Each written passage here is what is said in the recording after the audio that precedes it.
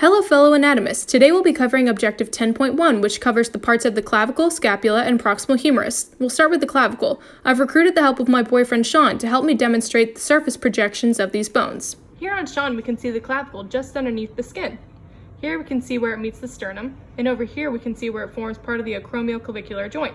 Man, I wish we could get a closer look. Sean, could I borrow your clavicle for a second? Wow, perfect, and it's already labeled. How convenient.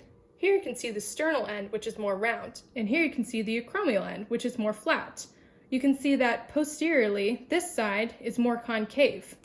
The superior surface is smoother, whereas the inferior surface is rougher, and that's because here we have the conoid tubercle, and here we have the subclavian groove, which houses the subclavius muscle. Now we'll take a look at the scapula. Here you can see the superior surface of the acromion, and if we posteriorly, we can see the borders of the scapula here. Here's the spine of the scapula, which is going to go up and meet with the acromion process to form the acromioclavicular joint.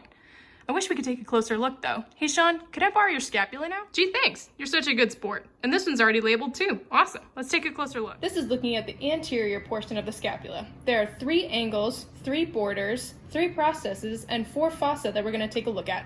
First, we're going to look at the superior angle. Here's the inferior angle, and here's the lateral angle. Next, we have the superior border, the medial border, and the lateral border. We also have the subscapular fossa.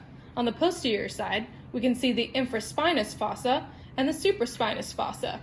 As far as processes, we can see here the spine, and then the acromion process, and the coracoid process. Lastly, we have the glenoid fossa, which articulates with the humerus. Here on Sean, we can see the surface projection of the humerus. We just talked about where it articulates with the glenoid fossa on the scapula. We know it goes down all the way to the elbow, but if you look at the proximal humerus, you can actually palpate the greater and lesser tubercles. Let's take a closer look. Sean, could I borrow your humerus? Perfect. Wow, this one's labeled too. You gotta tell me how you do this. Here's a closer look at the proximal humerus. First, we have the humeral head, which articulates with the glenoid fossa. Here we have the anatomical neck, and if we rotate, we can see the greater tubercle and the lesser tubercle. And in between them, we have the bicipital groove, also known as the intertubercular sulcus. Posteriorly, we have the deltoid tuberosity, where the deltoid muscle attaches, and more posteriorly, we have the radial groove, where the radial nerve runs. That's all for 10.1. Thanks for watching.